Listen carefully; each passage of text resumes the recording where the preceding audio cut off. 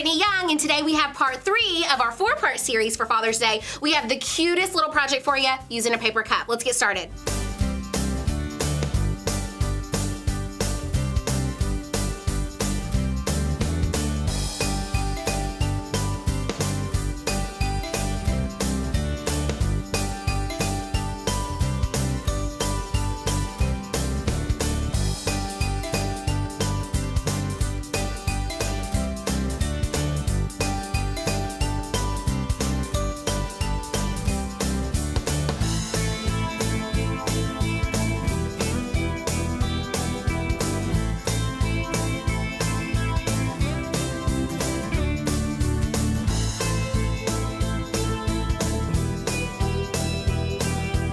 Precious, right? Our dads are definitely a winner this year. We want to see your project, so make sure to post your photos below, tag us on Instagram, and go to the website and check everything out. We have tons of Father's Day ideas over there for you, and we'll see you soon.